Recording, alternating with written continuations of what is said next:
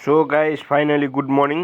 आज चाहिँ सबैजनालाई happy Maghe Sankranti. So guys finally आज चाहिँ हाम्रो रुममा केही पनि पाकेको छैन।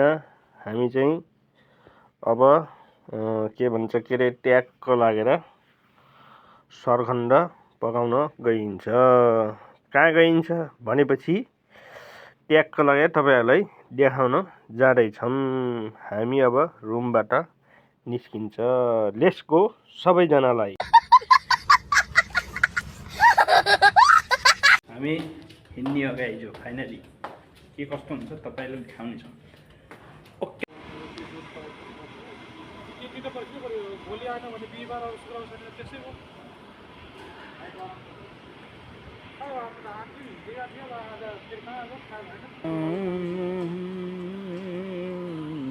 हाम्रो टोली स्टार्ट सुरु भयो जान। के गाइज माघे सङ्क्रान्ति अब हाम्रो चाहिँ तरुल छैन गाइज। हामी चाहिँ यतै यो ट्याक्क लागेर खै कसरी हो तुलसीराम पनि आएको छ। कहाँ नआउनु थियो बुढो आयो भने त्यसै कसरी हो यो?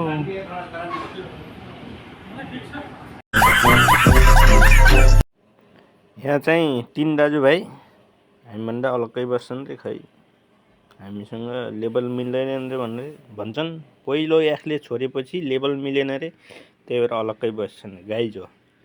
लेट्सको के हुनेछ तपाईहरुलाई जानकारी दिनेछौँ। Okay guys. ल गाइज हो आज चाहिँ हामीले तरुल पकाउने कार्यक्रम यता हुँदैछ। तरुल